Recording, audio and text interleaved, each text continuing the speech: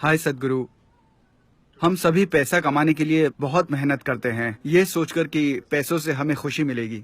अ, खुशी की सबसे ज्यादा मार्केटिंग हुई है। हम सोचते हैं कि शराब पीने से हमें खुशी मिलेगी, किसी महिला के साथ रहकर हमें खुशी मिलेगी, मगर हमें खुशी कैसे मिलेगी? हम खुश कैसे रह सकते हैं? हम ऐसे मोड़ पर हैं जहां हम ये तक नहीं जानते कि हमें कहाँ खुशी मिलेगी। तो खुशी आखिर है क्या? एक खुश इंसान कैसा लगता है और क्या करता है? ये मत कहिए कि खुशी के लिए अंदर देखो, ये जवाब मेरे लिए काम नहीं करता। मुझे सच बताइए। नमस्कारम विजय। और आप एक पहाड़ हैं, किसी पहाड़ को खुश कैसे करें? तो एक खुश इंसान कैसा दिखता है? मैं आपको कैसा दिखता हूं? अभी हम खुशी के बारे में ऐसे सोच रहे हैं मानो वो कोई वस्तु हो या किसी तरह की उपलब्धि हो। नहीं, जब आपका जीवन सहजता में आ जाता है, जब आप सहज हो जाते हैं, तो खुशी उसका एक कुदरती नतीजा है। Coming to ease, what does it mean? सहज हो जाने का क्या मतलब है? इसे देखने के कई तरीके हैं। खैर, चूंकि मैं अंदर की ओर देखने के लिए नहीं कह सकता, आपने पहले ही मुझ पर शर्त लगा दी है। तो क्या ये सच है कि आज विज्ञान की दृष्टि से भी ये साबित हो चुका है कि हर इंसानी अनुभव का एक रासायनिक आधार होता है? तो जिसे आप शांति कहते हैं वो एक तरह की केमिस्ट्री है, खुशी दूसरी तरह की केमिस्ट्री है, आनंद अलग तरह की केमिस्ट्री है, दुख एक अलग तरह की केमिस्ट्री, पीड़ा एक तरह की केमिस्ट्री है, परमानंद दूसरी तरह की केमिस्ट्री। हर मानव अनुभव का एक रासायनिक आधार होता है। Or in other words, you are a very complex chemical soup. या दूसरे शब्दों में, आप एक बहुत जटिल रासायनिक सूप हैं। सवाल सिर्फ इतना है कि आप एक बढ़िया सूप हैं या एक खराब सूप।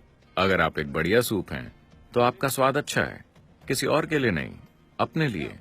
जब आपका स्वाद अपने लिए बहुत अच्छा है, तो सिर्फ यहाँ बैठने पर आप अपने भीतर बहुत ही सुखद महसूस करते हैं, क्योंकि सूप बढ़िया है। फिर लोग कहते हैं कि आप खुश हैं। अगर आप बहुत अधिक सुखद हो जाते हैं, तो लोग कहेंगे कि आप आनंदित हैं। अगर आप उससे भी अधिक सुखद होते हैं, तो लोग कहते हैं कि आप परम आनंद में हैं। तो ज्यादातर लोगों के लिए बहुत सरल और समझने लायक भाषा में आपकी केमिस्ट्री को बदले जाने की जरूरत है। इसकी एक पूरी तकनीक है जिससे हम आपकी मनचाही केमिस्ट्री पैदा कर सकते हैं। अगर मैं आपको अपने भीतर एक आनंददायक केमिस्ट्री उत्पन्न करना सिखाऊं, तो आपकी केमिस्ट्री अपने आप में आनंददायक होगी और आप भी आनंदित होंगे। जब आप आनंदित होते हैं, तो आप खुशी की तलाश में नहीं रहते। ये सबसे बड़ी गलती है कि हम खुशी की तलाश में हैं। आपके जीवन को आनंद की एक अभिव्यक्ति बनना पड़ेगा। जब आपका जीवन आपके अनुभव की एक अभिव्यक्ति होती है, तो आप क्या करते हैं, क्या नहीं करते, इससे आपके जीवन की गुणवत्ता तय नहीं होती। आप अपने भीतर कैसे हैं, इससे आपके जीवन की गुणवत्ता तय होती है। माफ कीजिए, मैंने एक बार फिर भीतर शब्द का इस्तेमाल किया, मगर केमिस्ट्री भीतर नहीं है, ये अब भी आपके बाहर है। लेकिन अगर आप जानते हैं कि सही सूप कैसे बनाना है, तो आनंदित होना कोई समस्या नहीं है। ये उसका एक स्वाभाविक नतीजा है। So, we can teach you a technology. हम आपको एक तकनीक सिखा सकते हैं, एक तरीका सिखा सकते हैं, जिससे आप अपने भीतर सही तरह का सूप बनाना सीख जाएंगे।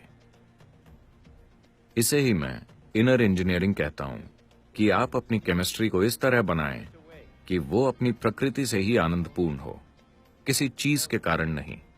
अगर आपको लगता है कि आप किसी चीज या किसी व्यक्ति से खुशी निचोड़ लेंगे, तो आप निराश होंगे, क्योंकि जब तक कि आपके अंदर परमानंद की केमिस्ट्री नहीं है, किसी चीज का कोई फायदा नहीं होगा।